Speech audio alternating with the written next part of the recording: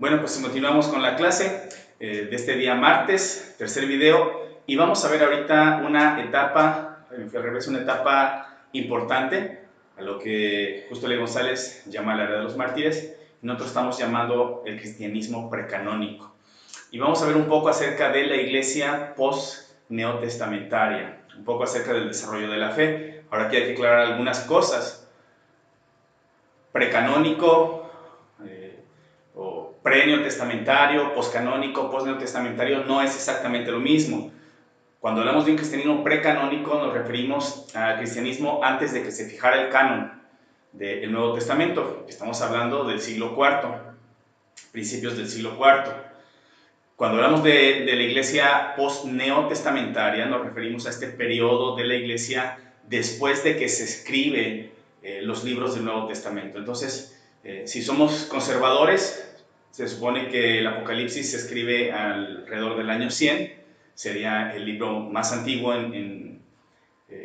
más reciente en escribirse, el último libro que se escribe del Nuevo Testamento, y del año 100 al 300 y fracción, después viene el dato, donde se fija ya por completo el canon del Nuevo Testamento, no así el del Antiguo para la Iglesia, el Nuevo Testamento, pues pasaron pues, evidentemente 200 años. Entonces, es este periodo del que vamos a hablar ahorita, que es un periodo muy importante, ¿sí? Y en este periodo se desarrolla la fe. Y cuando hablamos de la fe, no hablamos la fe en términos como generalmente los entendemos dentro de la iglesia, como esta decisión por aceptar a Cristo, poner nuestra confianza en Él, aceptarlo como Señor y Salvador. No, estamos hablando del desarrollo doctrinal, todo lo que implica la doctrina de la iglesia, la teología sistemática, podemos decirlo de esta manera. Hay todo un desarrollo incipiente que va a seguir por los siglos, ¿no? Desarrollándose, y todavía seguimos en esas. Pero a eso nos referimos con el desarrollo de la fe, no con la fe personal de cada sujeto para salvación, sino con el desarrollo de la teología propiamente cristiana. Así que entramos a estos puntos y vamos a hacer varios puntos, así que ven muy rápido este video, tenemos poquito tiempo.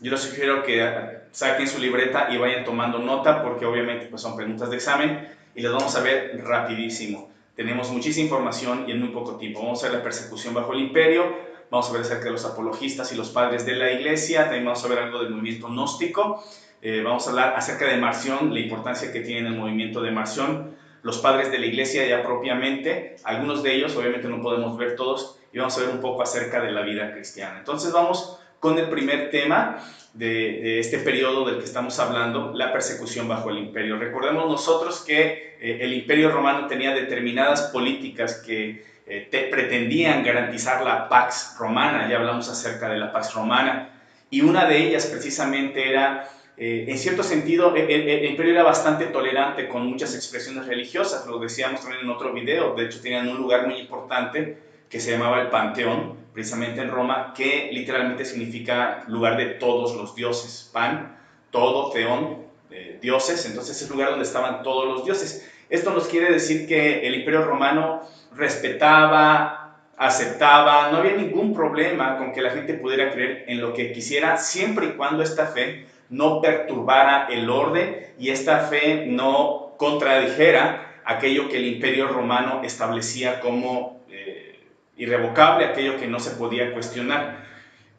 Siempre y cuando tu fe, tu creencia religiosa, tu práctica religiosa se sujetara al principio, y esto es muy importante, de que tenía que ofrecerse sacrificio, culto y demás al emperador, al emperador, ¿no? El imperio romano buscaba eso, centralizar. O sea, tú podías creer en Isis, podrías creer en Mitra, podías creer en el dios que tú quisieras, en Diana, podías creer en lo que tú quisieras, siempre y cuando estuvieras dispuesto también a ofrecer sacrificios al emperador, que era, digámoslo así, la religión oficial. Y la verdad es que la mayoría de las religiones, todas prácticamente, pues estaban de acuerdo con eso, no tienen ningún problema con adorar a Mitra, al dios Mitra, y a la vez adorar al emperador romano, ¿ok? Salvo, pues, dos de ellas, ¿verdad? El judaísmo y el cristianismo como tal. Entonces, esto causaba cierta incomodidad en el imperio, porque veían el culto al emperador como un elemento de cohesión dentro de todo el imperio. Y las fiestas, juegos deportivos, pues vaya, muchas festividades, muchas cuestiones de rituales, tanto para cuestiones legales como de cosecha y demás, giraban en torno también al culto al emperador. Entonces esto le causaba mucho problema al imperio con estas dos líneas de fe, el judaísmo y el cristianismo. Y entonces hubo etapas donde obviamente por diferentes circunstancias hubo una persecución más o menos fuerte para con los cristianos. Ahora también habría que aclarar algo: una cosa es la animadversión, otra cosa era la presión hacia los cristianos y otra cosa es la persecución. Animadversión y presión hubo durante todo el tiempo, hasta Constantino prácticamente, pero ya la persecución propiamente, que es una situación un poco ya fuerte de buscar encarcelarlos, matarlos, se dio en diferentes periodos. Había también periodos de mucha presión donde los multaban a los cristianos o los azotaban, pero eso no implicaba que les quitaran la vida o les quitaran sus pertenencias, simplemente había una represión por parte del imperio, pero no necesariamente debe entenderse como persecución. Obviamente también solían ser rechazados porque no participaban de toda la vida social, porque como les decía hace unos momentos, toda la vida social también giraba en torno al culto al emperador. Entonces, una persecución importante, vamos a mencionar algunas de este periodo, pues la persecución de Nerón en el año 64 es el incendio de Roma. La mayoría de historiadores creen que fue el Nerón mismo quien incendió Roma, estaba medio loco. Pero ¿culpa a quién? Pues culpa a los judíos y a los cristianos, y entonces se da una persecución importante, sobre todo en Roma y los alrededores, y es en esta persecución en la que mueren Pedro y Pablo. Probablemente ustedes vieron la película de Pablo, la última que salió, y bueno, refleja en parte mucho de lo que sucede en este periodo. Otra persecución importante es la de Domiciano, que sube al poder en el año 81, y es muy importante porque es un poco más amplia, no solo se limita a Roma, sino sobre todo a Asia. Obviamente cuando decimos Asia nos referimos a esta región de Éfeso y demás, ¿no?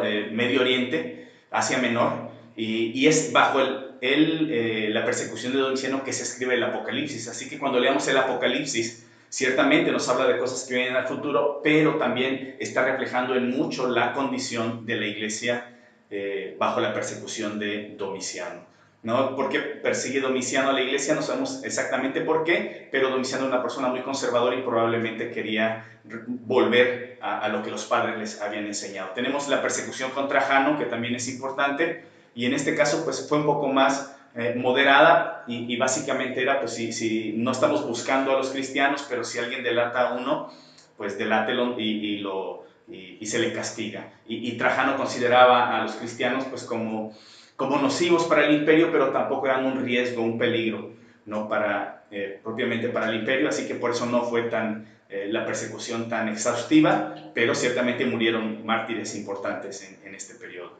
Marco Aurelio, probablemente ustedes saben un poco de Marco Aurelio, fue un gran estadista, un gran político, una persona muy culta, filósofo, poeta, político importante. Pero la cuestión con Marco Aurelio es que él consideraba precisamente que el cristianismo era para gente ignorante, que era algo que debía extirparse, y con Marco Aurelio también surge una persecución para con la iglesia. Y tenemos la persecución de Séptimo Severo también, aproximadamente en el año 202 se da la persecución bajo Severo. Y la cuestión con Severo es que él está sufriendo mucha presión en las fronteras.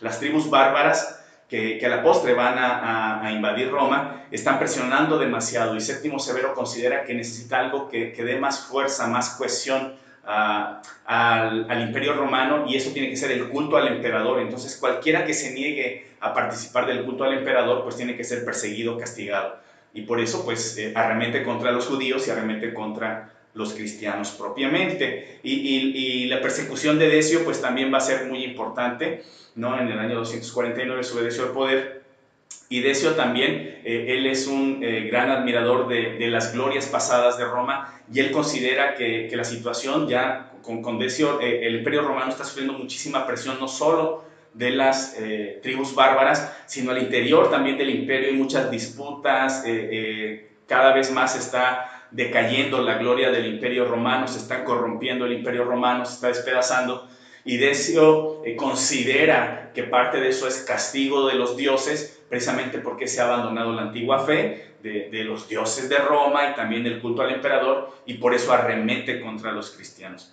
Entonces, todos estos periodos fueron periodos difíciles para el pueblo cristiano, pero ustedes saben, el pueblo cristiano no solo resistía, sino que todavía seguía creciendo. Otro tema que vamos a ver en esta misma etapa tiene que ver con los apologistas, ¿sí? O los padres de la iglesia.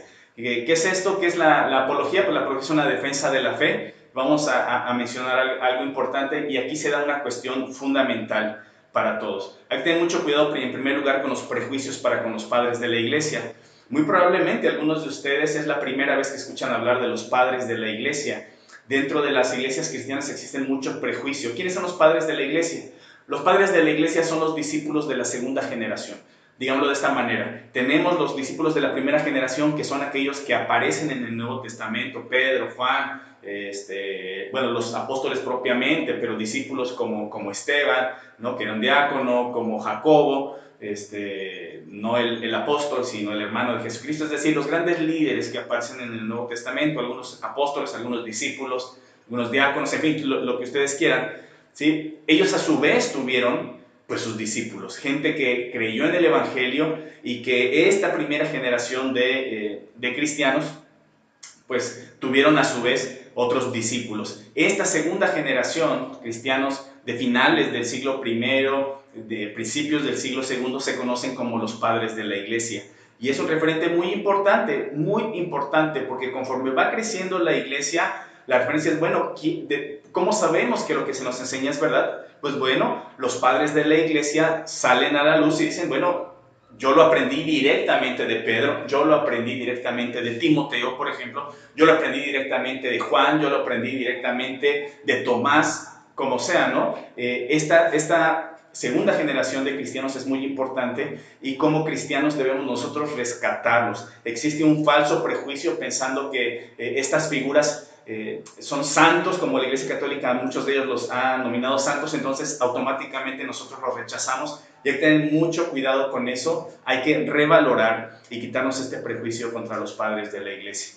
Y la cuestión de los apologistas, pues es la defensa de la fe y es una necesidad de interacción social. Es decir, por un lado, los cristianos saben que su mensaje no es de este mundo, que no pertenecen a este mundo, Jesús lo dejó muy en claro, pero por otro lado saben que tienen que interactuar con su entorno social. Entonces el propósito de los apologistas es defender la fe desde diferentes flancos, ¿no? Podría ser desde las cuestiones filosóficas, desde las cuestiones sociales, desde las cuestiones políticas, pero tratar de defender la fe. Prácticamente lo que hacen los apologistas es tratar de mostrarle a toda la sociedad que los cristianos no están tontos y que su fe es bastante razonable y que es necesaria, que es importante y tratan de interactuar con la sociedad. Básicamente lo que nosotros también hacemos, ¿sí? Estamos en esta sociedad y tenemos que tener un discurso, una enseñanza que si bien no se amolda a este mundo, sí lo interpela y sí debe ser pertinente y valioso el mensaje que nosotros tenemos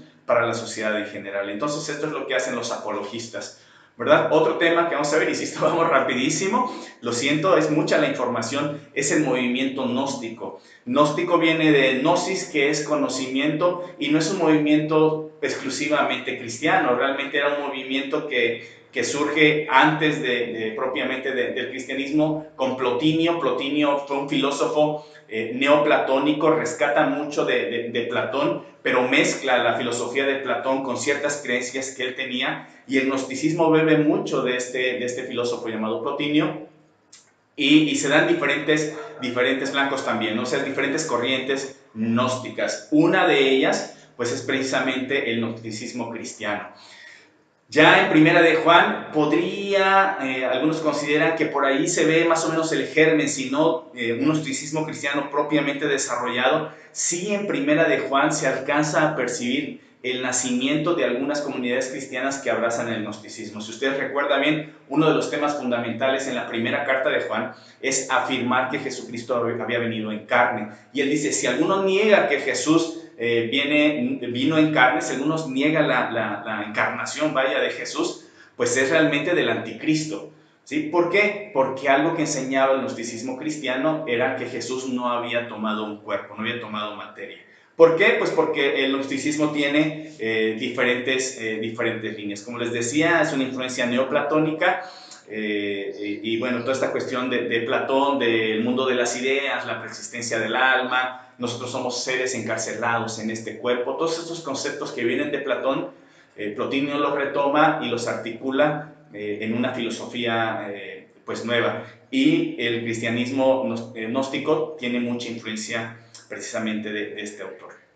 Creen en la preexistencia del alma, algo que no es bíblico, ¿sí? Esta idea de que antes de nacer nosotros ya existíamos por allá en el cielo, eso no es cristiano, eso no es bíblico. La Biblia enseña que nosotros fuimos creados en el momento en que, bueno, fuimos gestados en el vientre de nuestra madre, ¿verdad? Entonces, no existe la preexistencia del alma. Para el gnosticismo sí existe la preexistencia del alma.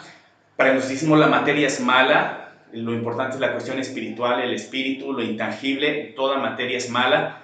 Una vez más, es una enseñanza no bíblica, no cristiana. El Señor crea a este universo, a este mundo, y lo crea en buena manera. Jesucristo mismo toma materia, toma cuerpo. ¿Sí? Los que enseñaban los gnósticos es que Jesús no había venido en cuerpo, sino que era algo así como que un fantasma. Después eso deriva en otra corriente, los donatistas.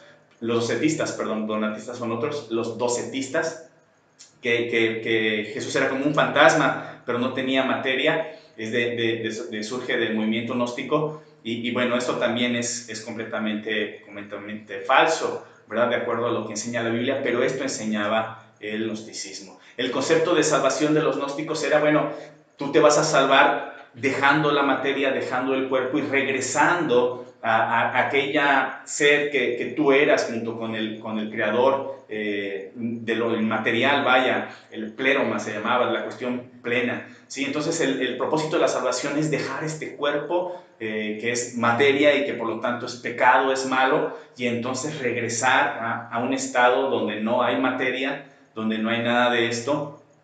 Y la salvación consiste precisamente en tener un conocimiento secreto. En eso consiste la salvación, tener un conocimiento secreto donde si tú sabes estas verdades, estos conocimientos, ¡pum!, tú vas a ser liberado, ¿verdad? De la materia. Una vez más, es un concepto antibíblico, anticristiano.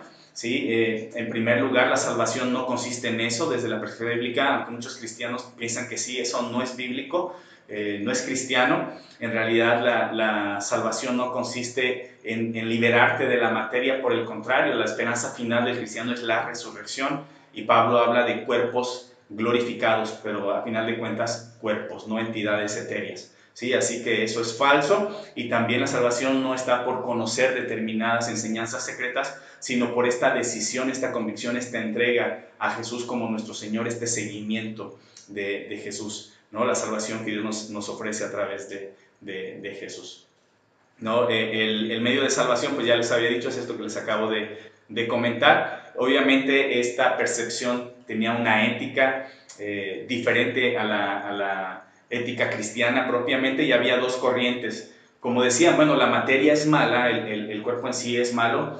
Una corriente de los gnósticos era profundamente asceta, se mortificaban el cuerpo, no permitían ningún placer porque la materia es mala y hay que acabar con eso. Eso, una vez más, no es cristiano. ¿Sí? Y también enseñaban lo contrario a algunos, como la materia es mala y esto se va a echar a perder y no cuenta, pues puedes hacer lo que quieras con él, vivir en excesos y todo lo demás, de todo modo esto se va a perder. Una vez más, en el Nuevo Testamento encontramos algunas líneas que ya nos muestran que este movimiento se estaba gestando desde el siglo I.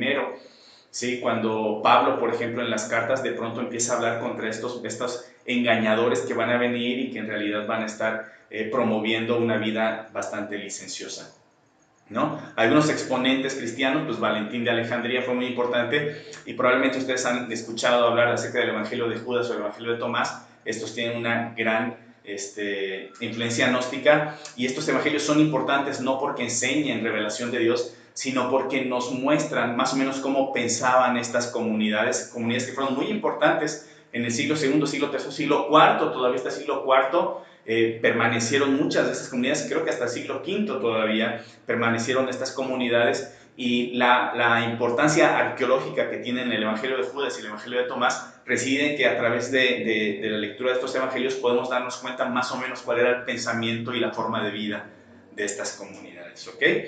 Bueno, Vamos a otro tema, el tema de Marción. Este es muy importante también. Marción fue un líder pues del cristianismo. En el año 144 llega a Roma con una enseñanza nueva. Marción toma elementos del gnosticismo y él elabora una doctrina nueva. Un elemento que toma del gnosticismo es precisamente la materia es mala. ¿Sí? La materia es mala y habría que no considerarla como algo que viene de Dios. La pregunta es, bueno, entonces, ¿qué pasa con este mundo? ¿Qué pasa con la creación? Bueno, Marción opone, ¿sí?, a Jehová o Yahvé, como quieran decirle ustedes, ¿no? A mí personalmente me da lo mismo, ¿sí? Y el Padre de Jesús. O sea, según él son dos dioses diferentes. Yahvé o Yahweh o Jehová, voy a decirle Jehová para no meternos en problemas, ¿verdad? Jehová es un Dios malo, un Dios celoso, un Dios imperfecto, es el que creó esta materia pecaminosa. Lo pueden leer ustedes en el Antiguo Testamento, esto es lo que dice Marción, ¿sí? Cómo es un Dios iracundo, falto de misericordia, berrinchudo, etc. ¿Sí? Entonces, Marción dice, el Dios del Antiguo Testamento es un Dios malo, ¿sí?, perverso. El Padre de Jesús es el Dios verdadero, es el Dios del amor, el Dios de la misericordia, el Dios de la verdad. Entonces, él contrapone el Dios del Antiguo Testamento con el Dios de Jesús. Y él dice, bueno, tenemos que seguir al Dios de Jesús. Por supuesto, como la materia es mala, Marción va a decir, quien creó este mundo fue Jehová, no fue el Padre de Jesucristo. Jesucristo mismo realmente no tuvo materia, no nació de la Virgen María, sino que se apareció, no nada más de pronto, pero ni siquiera él tenía materia. Ahora, el Padre de Jesús es tan y tan amoroso, dice Marción, que al final de cuentas, pues todos seremos salvos, pero pues hay que desechar a Jehová, ¿verdad? Básicamente esto era lo que enseñaba Marción. Ahora, Marción es muy importante, no bueno, su enseñanza trascendió y ciertamente formó discípulos, lo mismo que otras muchas corrientes. Pero la importancia de Marción reside en lo siguiente, reside en que fue el primero en elaborar un canon. Marción decía, bueno, los judíos tienen a este Dios malvado Jehová y tienen sus libros inspirados por Dios. Nosotros como cristianos, decía Marción, tenemos que tener también nuestros libros. Y lo que hace Marción es que toma el Evangelio de Lucas y toma las cartas de Pablo, no todas, pero toma muchas cartas de Pablo, y dice, va a ser ahora nuestras escrituras que son inspiradas por Dios. Obviamente son textos que todo lo que suene pro judío en Lucas o en Pablo, Marción va a decir, pues eso es una alteración y hay que quitarlo. Entonces edita, digámoslo así, el Evangelio de Lucas y las cartas de Pablo y se queda solo con lo que a él le conviene, pero él establece este canon. ¿Por qué es importante esto? Porque Marción prácticamente es el que inicia esta idea en los cristianos, decir, caray, necesitamos una lista de libros inspirados. Y entonces la reacción de la iglesia a Marción es precisamente elaborar el canon, elaborar una lista de libros que se consideran inspirados por Dios, ya no solo del Antiguo Testamento, esos ya estaban por parte de los judíos, sino del Nuevo Testamento. Y a grosso modo no podemos hablar, ahorita no tenemos tiempo, miren, ya llevo bastante tiempo y no terminamos. Merecería una materia exclusiva, pienso yo, un módulo exclusivo, hablar de la historia del canon, cómo poco a poco el canon se fue cerrando, ¿verdad? Porque tenemos la idea que desde el siglo I ya el canon estaba y todas las iglesias consideraban los 27 libros del Nuevo Testamento, y eso es mentira. Es un proceso que llevó muchísimos años. Muchas iglesias no tenían este canon. Muchos cristianos del siglo I no leyeron jamás un solo libro del Nuevo Testamento, ¿no? Escucharon el Evangelio de boca en boca en una transmisión oral, pero no tuvieron la oportunidad de leer los Evangelios o alguna carta de Pablo, quizá una, quizá dos, pero no todas. ¿Ok? Pero eso provoca que se empiece a originar el canon. Otro elemento importante es la elaboración del credo, el famoso credo apostólico. Ahorita lo vamos a ver. Bueno, aquí me salté, ahí está un mapita, porque ustedes pueden ver la región del Ponto, por ahí es Marción, por allí más o menos, a ver aquí con la flechita, de esta región más o menos era Marción, ¿ok? Entonces, la escritura del credo, bueno, allí está el credo. Ustedes pueden leerlo, pueden poner en pausa en este momento y leerlo. Si se dan cuenta, básicamente el credo es un resumen de las doctrinas principales de la iglesia. Ahora, con el credo hay un problema, y el problema está allí donde dice, creo en el Espíritu Santo, la Santa Iglesia Católica, y ¡pum! Allí luego, ¿no? Los evangélicos decimos, hey, no, ese credo está mal, hay que tener mucho cuidado con esto. Cuando nosotros leemos la palabra católico aquí, hay que tener mucho cuidado de no cometer un anacronismo conceptual. Ya hablamos de lo que es un anacronismo, ¿verdad? Llevar cuestiones de nuestro tiempo a aquel tiempo es algo anacrónico. Entonces, muchas veces está un anacronismo conceptual y rechazamos automáticamente porque no creemos en la Iglesia Católica.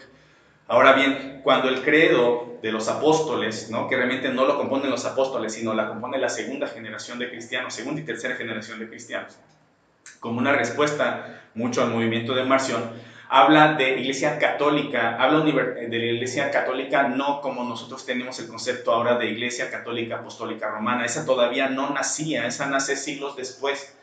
Cuando se habla de Iglesia Católica, se habla de Iglesia Universal. Ustedes saben que católico significa universal, y se refiere no a una sola iglesia donde el Papa está al frente y todo lo demás. El Papa todavía no existía en este momento, la Iglesia Católica, insisto, como tal, no existía en este momento, sino que se refería a la comunión que tenían todas las iglesias que compartían básicamente la misma fe. Entonces, pensar que cuando se lee ahí Iglesia Católica se refiere a la Iglesia Católica Romana es un error, tanto de parte de los cristianos evangélicos o protestantes, como de las iglesias católica, apostólica, romana, que dicen, ahí está, desde el principio estaba la Iglesia Católica. Eso es mentira, la Iglesia Católica surge mucho después. Entonces, cuando lean ahí, pues más bien sería leer Santa Iglesia Universal, si quieren ustedes, que bueno, es otro debate, ¿no? que podría ser, pero hay que tener mucho cuidado de no meter nuestras ideas allí en esa parte. Pero bueno, surge el credo, que es muy importante y que básicamente las tres principales ramas